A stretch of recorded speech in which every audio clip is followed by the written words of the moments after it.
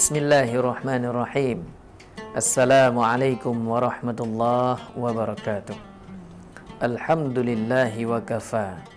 Assalatu wassalamu ala sayyidina Muhammadinil Mustafa wa ala alihi wa sahbihi wa mawafa. Amma ba'd. Para pemirsa Kompas TV yang dimuliakan Allah Subhanahu wa taala. Pada kesempatan pertemuan berbahagia ini, mari sama-sama kita memuji Allah atas segala limpahan rahmat dan cintanya Allah, sehingga kita masih diberikan hidup yang sehat, masih diberikan ketentraman hati yang tulus, sehingga diketuk hati kita untuk mudah taat kepada Allah Subhanahu wa taala. Kemudian salah dan salam kita alamatkan ke pangkuan alam Nabi besar Muhammad sallallahu alaihi wasallam, seorang nabi dan rasul yang bila kita sering menyebut namanya akan diberikan pahala oleh Allah Subhanahu wa taala. Pemirsa Kompas TV yang dimuliakan Allah Subhanahu wa taala. Bahasa cinta kita adalah bukan hanya sebatas kata-kata, bukan hanya sebatas pengakuan, pengorbanan dan perhatian. Tapi bahasa cinta kita kepada Rabb yang Maha Agung adalah dengan memperbanyak doa kepada Allah Subhanahu wa taala. Doa itu bukti ketundukan kita kepada Allah. Doa itu curahan hati seorang hamba hanya kepada Allah. Doa itu aduan-aduan masalah kita setiap hari. Sehingga hati kita, jiwa kita itu terikat betul dengan Allah Subhanahu wa taala. Maka di bulan suci Ramadan yang berbahagia dan berkah ini, ada satu amal ibadah yang barangkali kita luput dari perhatian kita sebagai hamba Allah. Kita hanya fokus pada ibadah yang wajib berupa salat dan puasa. Namun ada satu ibadah yang terlupakan menurut Nabi sallallahu alaihi wasallam adalah doa kepada Allah Subhanahu wa taala. Kata Nabi, ad-du'a huwal ibadah. Doa itu adalah ibadah kepada Allah Subhanahu wa taala. Doa itu inti daripada ibadah kepada Allah. Bila seseorang dalam mengerjakan amal baik, baik berupa ibadah pokok ataupun ibadah-ibadah sunnah yang lainnya, tidak diiringi dengan aduan doa kepada Allah, tidak diiringi dengan harapan-harapan untuk diterima oleh Allah Subhanahu wa taala, maka orang tersebut dipastikan amal ibadahnya tergantung antara langit dan bumi, tidak akan diterima oleh Allah Subhanahu wa taala. Sebagai hamba Allah, kita sangat butuh kepada Allah Subhanahu wa taala. Karena doa itu adalah ungkapan rindu, ungkapan cinta yang dalam kita hanya kepada Allah Subhanahu wa taala. Doa itu adalah menyebut-nyebut nama Allah sebagai bukti kita bahwasanya butuh sekali kepada Allah. Doa itu adalah bentuk ketundukan, kepatuhan kita dan ketaatan kita hanya kepada Allah Subhanahu wa taala. Banyak para nabi-nabi dan rasul, mereka menguat karena ketika diberikan ujian oleh Allah Subhanahu wa taala sebagai seorang nabi dan rasul, sebagai seorang manusia, tentu dalam bentuk ujian dan cobaan dari Allah itu secara akal pikiran kadang-kadang tidak mampu untuk menghadapinya. Tapi ada sesuatu kekuatan yang dimiliki oleh para nabi dan rasul dalam rangka menghadapi berbagai macam cobaan hidup, berbagai macam cobaan ujian daripada Allah Subhanahu wa taala, yaitu kekuatan yang dapat mengalahkan takdir berupa doa kepada Allah Subhanahu wa taala. Sahabat Kompas TV yang dimuliakan Allah Subhanahu wa taala. Doa yang kita lantunkan, yang kita bacakan di hari-hari bulan suci Ramadan, itu adalah sesuatu amal ibadah yang bernilai tinggi di hadapan Allah Subhanahu wa taala. Doa itu amalannya ringan, tapi berat timbangannya di sisi Allah. Sehingga dalam sebuah hadis disebutkan, laisa syai'un akrama 'alallahi ta'ala minad du'a. Tidak ada sesuatu yang mulia, ungkapan-ungkapan yang hadir, yang mulia, yang istimewa di sisi Allah Subhanahu wa taala melainkan doa kepada Allah Subhanahu wa taala.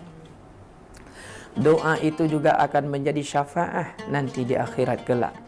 Di saat seseorang itu mengadukan segala persoalan hidupnya kepada Allah Subhanahu wa taala, ada doa-doa hamba Allah yang dipercepat kabulnya oleh Allah Subhanahu wa taala. Ada orang berdoa karena dia keseriusan hatinya, ketawaduan yang dia miliki, keyakinan yang dalam kepada Allah Subhanahu wa taala, lalu dia tidak berprasangka buruk kepada Allah Subhanahu wa taala. Ada orang-orang yang begitu berdoa dikabulkan langsung oleh Allah Subhanahu wa taala karena faktor hatinya yang bersih. Ada pula orang-orang yang ketika berdoa tidak langsung diberikan pengabulan oleh Allah, melainkan ditunda dulu oleh Allah kapan nanti dia dalam keadaan membutuhkan, dalam keadaan butuh kepada pertolongan Allah, maka jawaban doa pun akan Allah berikan kepadanya. Kemudian kata Nabi, ada doa-doa orang hamba-hamba Allah itu yang tidak dikabulkan di dunia, tapi nanti dia akan dikabulkan di akhirat kelak. Ketika hamba Allah itu dipanggil oleh Allah, wahai fulan bin fulan, dulu ketika kamu hidup di dunia, doa-doa yang kamu lantunkan, doa-doa yang kamu bacakan, harapan-harapan yang kamu berikan kepada saya, kata Allah, tidak langsung kuterima di dunia, tapi hari ini aku balas langsung. Pada saat itu ditunjukkanlah syurga kepada orang tersebut, itu masuk ke syurgaku, kata Allah, karena faktor doa. Jadi doa ini adalah dapat membuat mendatangkan rahmat daripada Allah Subhanahu wa taala. Ada banyak sekali manfaat kita berdoa. Di antaranya kata Nabi adalah doa itu dapat meredam murka Allah Subhanahu wa taala. Murka tidak bisa kita maknai sama seperti kita murka kepada yang lainnya. Murka kepada Allah adalah orang tersebut tidak mendapatkan rahmat daripada Allah Subhanahu wa taala. Murka Allah kepada seseorang, orang tersebut dihalangi daripada untuk mendapatkan hidayah daripada Allah Subhanahu wa taala. Murka Allah kepada seseorang, orang itu tidak diberikan kesempatan untuk lebih taat kepada Allah Subhanahu wa taala. Pemirsa Kompas TV yang dimuliakan Allah Subhanahu wa taala, doa-doa yang dilantunkan di bulan suci Ramadan itu adalah doa-doa yang spesial. Ketika malam-malam hari, di saat selesainya amal ibadah kita kepada Allah, ada satu amalan yang tidak boleh kita tinggalkan, yaitu kita memperbanyak doa kepada Allah Subhanahu wa taala. Doa yang dibacakan, yang diadukan setiap malam kepada Allah Subhanahu wa taala itu menjadi doa-doa yang indah di sisi Allah Subhanahu wa taala, dan insya-Allah itu akan menjadi amalan kita dan bisa saja nanti akan dibalas setelah Ramadan selesai. Hadirin Kompas TV, para pemirsa Kompas TV yang dimuliakan Allah Subhanahu wa taala, mari kita lanjutkan setelah yang satu ini.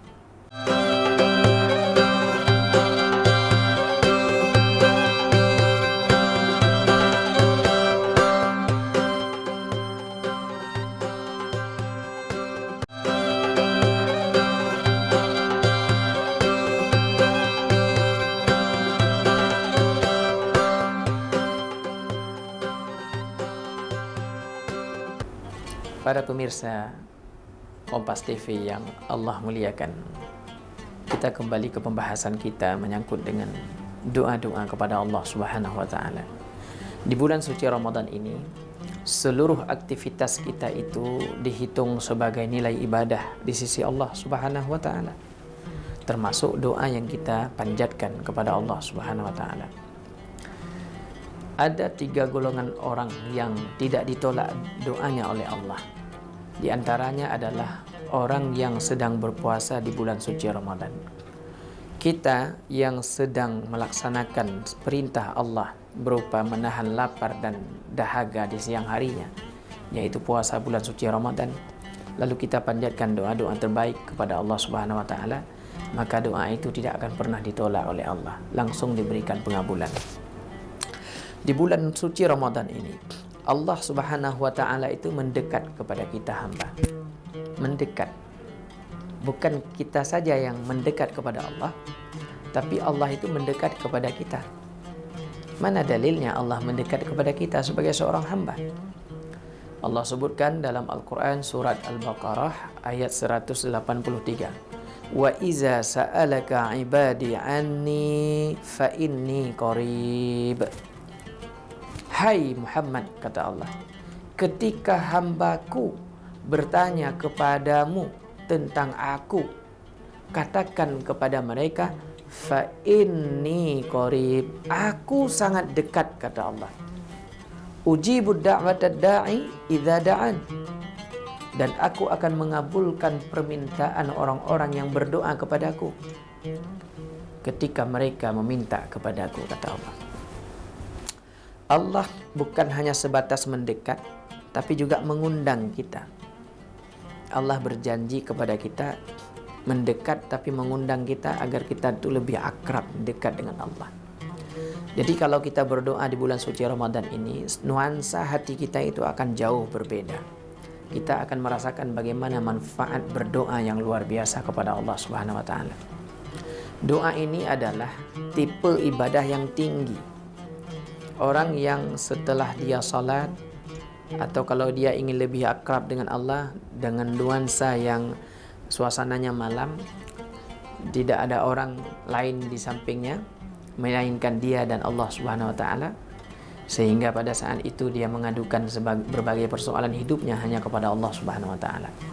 Pada saat itu dia akan merasakan hadirnya Allah dalam hatinya. Dia akan lebih menenteramkan hati. Yang dia adukan adalah bukan hanya ketaatan saja, tapi juga banyak persoalan hidupnya. Tuhan, ya Rabbi, saya punya banyak masalah ya Allah, mohon selesaikan. Itu adalah lantunan-lantunan kata-kata hati yang muncul dengan sendirinya, yang itu menjadi sebuah kata-kata untayan doa yang membuat Allah itu ridha kepada kita. Maka doa itu tidak hanya dimaknai sebagai doa-doa maksurat sebagaimana yang sudah disusun oleh para ulama. Doa-doa maksurat itu adalah doa-doa yang ada di dalam Al-Quran dan juga ada di dalam hadis, lalu dikumpulkan, kemudian dibaca, berpahala kita yang bacanya. Namun ada doa-doa lain yang berupa dari hati seorang hamba, bukan dari doa yang ditulis dalam Al-Quran, bukan pula yang ada dalam hadis Nabi, ataupun doa-doa yang sudah dirangkum oleh para ulama. Tapi ini doa yang muncul dari orang-orang yang jauh dengan Allah, yang kesehariannya itu dia banyak berdosa kepada Allah Subhanahu wa taala, yang kesehariannya itu dia butuh sekali bimbingan daripada Allah Subhanahu wa taala, dan doa itu berada di sanubari hati yang paling dalam.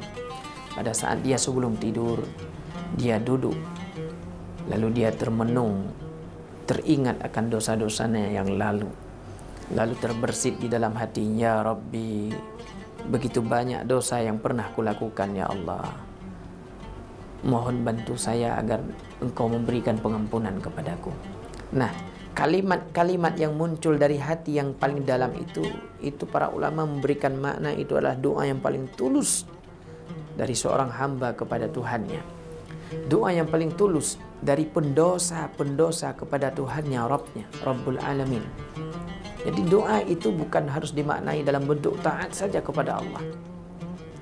Orang yang tak taat pun lalu Allah ketuk hatinya sehingga terbuka hijab dia dengan Allah, lalu muncul dalam hati sanubarinya yang paling dalam ingin dipercepat datangnya pengampunan Allah, maka itu adalah doa. Itulah aduan doa yang sebenarnya. Bagaimana kisah para nabi dan rasul yang mereka semuanya adalah mengandalkan doa dalam kehidupannya. Para nabi dan rasul itu adalah seorang nabi rasul yang sangat banyak diberikan cobaan, ujian oleh Allah Subhanahu wa taala. Karena nabi dan rasul itu adalah ujiannya tinggi-tinggi, bukan ujian sembarangan. Berhadapan dengan penguasa kafir yang sudah hidup beratus-ratus tahun. Berhadapan dengan manusia-manusia yang hatinya itu sangat keras sekali.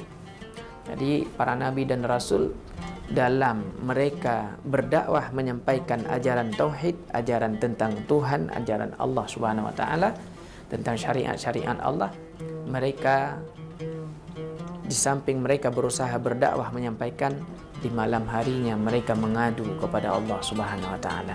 Itulah doa-doa yang paling makbul di sisi Allah Subhanahu wa taala. Itulah doa-doa yang sangat diijabah, sangat dicintai oleh Allah Subhanahu wa taala. Para pemirsa Kompas TV yang dimuliakan Allah Subhanahu wa taala, mari kita dengarkan setelah yang satu ini.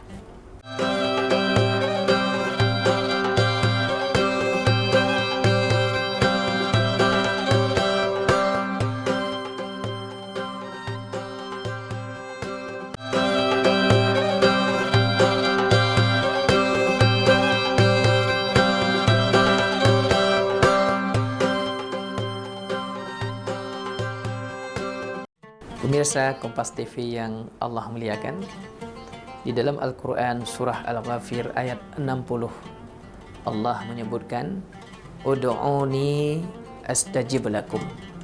Berdoalah kalian kepadaku, aku yang akan memberikan pengabulannya. Doa yang dimaksud dalam ayat ini bukan hanya sebatas menerima janji pengabulan daripada Allah, tapi ini adalah undangan untuk mendekat kepadanya. Allah tidak mengatakan kepada kita, mintalah kepadaku. Tapi yang Allah katakan itu, ayo berdoa saja. Itu maknanya apa? Kamu berbicara denganku. Kamu semuanya yang sudah banyak-banyak, yang jauh denganku, ayo ungkapkan segala bentuk isi hatimu. Sampaikan saja apa keluhanmu, kata Allah. Jadi Allah mengajak kita untuk berbicara kepadanya. Mengajak kita untuk melantunkan isi-isi hati kita yang perih selama ini. Barangkali kita selama ini 11 bulan lamanya kita bermaksiat kepada Allah, kita jauh daripada Allah Subhanahu wa taala.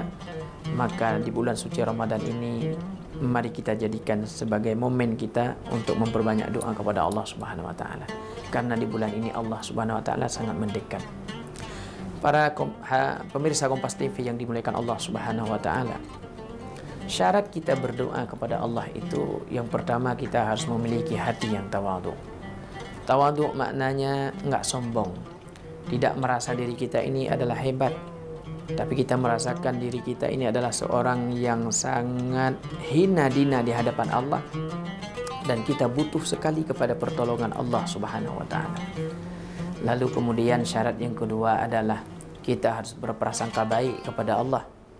Kenapa kita harus berprasangka baik kepada Allah?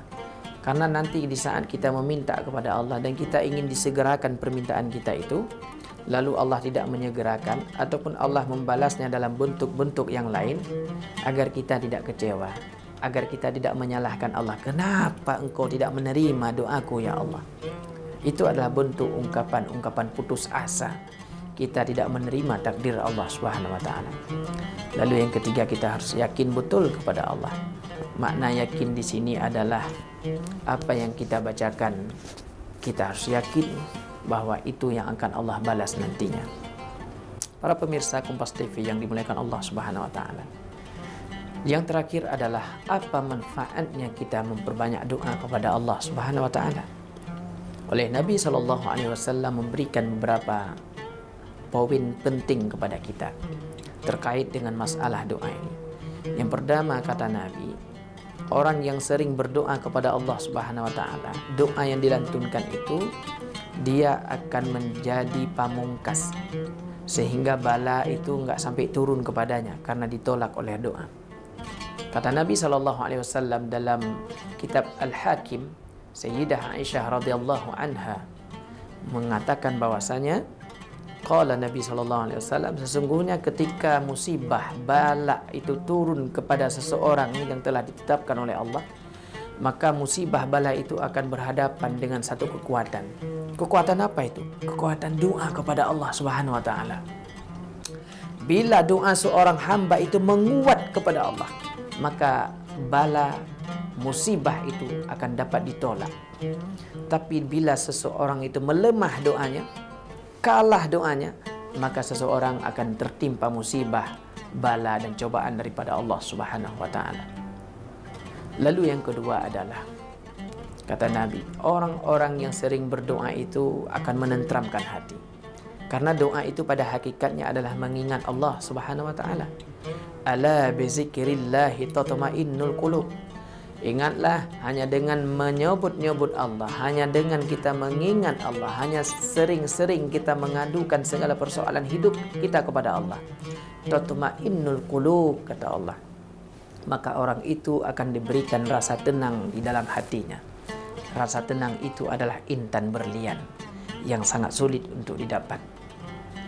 Para pemirsa Kompas TV yang dimuliakan Allah Subhanahu wa taala.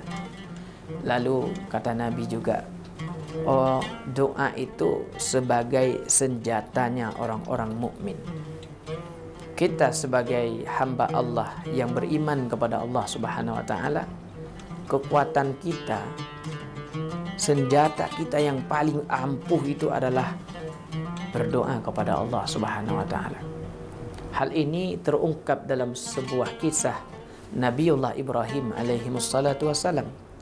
Ketika Nabi Ibrahim itu dihadapkan dengan Raja Namrud dan dia mau dilemparkan ke tengah-tengah api yang membara. Pada saat itu Nabi Ibrahim berada di tengah-tengah api yang membara, apinya besar, Nabi Ibrahim di tengah. Nabi Ibrahim hanya pasrah kepada Allah Subhanahu wa taala. Seraya Nabi Ibrahim mengutarakan untayan doa kepada Allah sangat singkat sekali. Apa bunyi doanya? Hasbunallah, kata Nabi Ibrahim. Dia minta pertolongan kepada Allah Subhanahu wa taala. Setelah itu datanglah suara dari langit yang memerintahkan api. Ya nar, kata Allah, kuni bardan wa salaman ala Ibrahim. Wahai api, jadilah kamu dingin dan berilah keselamatan kepada Nabiullah Ibrahim alaihi wassalatu wassalam. Kekuatan doa dahsyat sekali ini. Lalu Nabiullah Musa alaihi salam ketika dikejar oleh Fir'aun dan mengalami jalan buntu di depan laut, di belakang tentara-tentara Fir'aun yang siap menerkam Nabi Musa dan juga para pengikutnya. Namun pada saat itu Nabiullah Musa mengatakan, sekali-kali tidak. Innallaha ma'ana. Sesungguhnya Allah bersama kita kepada kaumnya. Hai kaumku, jangan takut. Allah bersama kita dan saya akan diberikan petunjuk oleh Allah. Lalu Allah memerintahkan Musa, wahai Musa, lemparkan tongkatmu ke depan. Masuk ke depan itu ke laut. Begitu dilemparkan, terbelahlah laut menjadi dua. Lalu menjadi daratan tempat dilaluinya Nabi Musa dan pengikutnya sampai mereka selamat semuanya. Dan Fir'aun yang mengejarnya pun pada saat itu berada di tengah-tengah lautan yang paling dalam. Kemudian Allah perintahkan lagi Musa, wahai Musa, lemparkan tongkatmu ke belakang. Dilemparkanlah tongkat ke belakang. Lalu laut yang terbelah tadi menjadi sempurna lagi dan para Fir'aun serta para tentara-tentaranya itu habis dan mati begitu saja. Para pemirsa Kompas TV yang dimuliakan Allah Subhanahu wa taala. Yang terakhir adalah kata Nabi, orang yang sering berdoa itu dapat meredam murka Allah Subhanahu wa taala. Kenapa demikian? Karena murka Allah itu lawannya itu adalah rahmat Allah. Kalau Allah sudah murka, berarti enggak dapat sayang Allah dia. Kalau Allah sudah murka, berarti dia tidak dalam posisi sebagai hamba Allah yang betul-betul aman di sisi Allah Subhanahu wa taala. Maka kata Nabi sallallahu alaihi wasallam, seseorang yang tidak pernah berdoa kepada Allah Subhanahu wa taala, maka orang itu akan mendapatkan murka daripada Allah Subhanahu wa taala. Para pemirsa Kompas TV yang dimuliakan Allah Subhanahu wa taala, dapatlah kita ambil beberapa faedah dari penyampaian tentang kultum singkat ini. Yang pertama adalah doa itu adalah anjuran daripada Allah. Allah memerintahkan kita untuk berdoa kepadanya. Doa itu adalah untayan-untayan bahasa hati kita yang kita sampaikan kepada Allah Subhanahu wa taala. Doa itu adalah intan berlian, emas permata, yang bila kita sampaikan dari benak hati yang dalam kepada Allah Subhanahu wa taala, maka doa itu dapat menembus langit yang paling jauh. Dan doa itu akan menjadi sebuah kekuatan besar kepada kita di saat kita hidupnya dalam kesempitan dan kita butuh sekali kepada Allah Subhanahu wa taala. Pada saat itulah Allah balas semua apa-apa yang telah kita minta kepada Allah. Yang terakhir, doa itu adalah sebagai sebuah ibadah. Ketika apa yang kita ucapkan, apa yang kita adukan kepada Allah, doa-doa yang kita bacakan itu akan menjadi semua amal ibadah bagi kita yang nantinya akan diberikan balasan oleh Allah Subhanahu wa taala. Saya kira demikian yang dapat kami sampaikan. Semoga bermanfaat adanya. Terima kasih atas segala banyak perhatian. Mohon maaf atas segala banyak kekurangan. Wabillahi taufiq wal hidayah. Wassalamualaikum warahmatullahi wabarakatuh.